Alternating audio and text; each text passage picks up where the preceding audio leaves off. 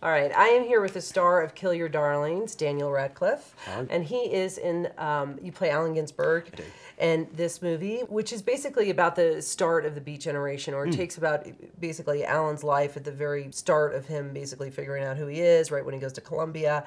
And it is, without further ado, a really brave, incredible performance by you. Thank you very much. And I'm so curious what drew you to doing a movie about the Beats or Allen Ginsberg or this part.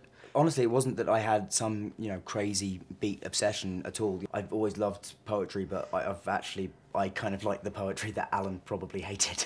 Very rhyming and metric and all of that stuff.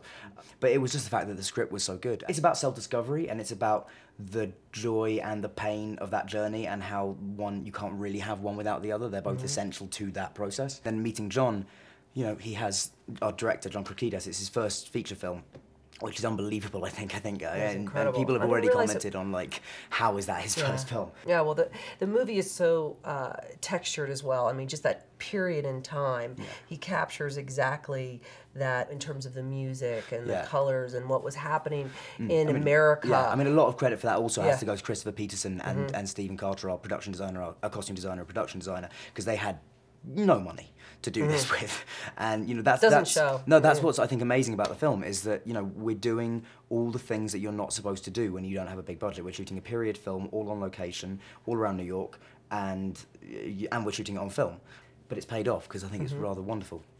Definitely. And for you, with playing Allen Ginsberg, what about it? Did you get back into the stuff? Did you investigate beats and read his poetry? And... Absolutely. I mean, John was very specific with us. He didn't want us to research the parts for their lives after the period that we're dealing with in the film, because there was really nothing to be gained by that. Right. So yeah, I mean, for me, my main source of research was his diaries.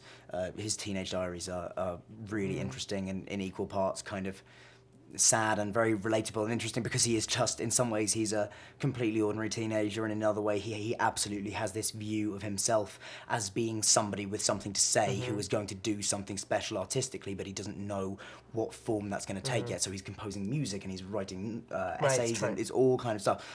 So yeah, it was a lovely excuse to kind of, and actually having researched further into Allen Ginsberg's life, I have a much greater appreciation for his poetry now. There's no, how do you say, pussyfooting it with this. You get right into it. I mean, there's like...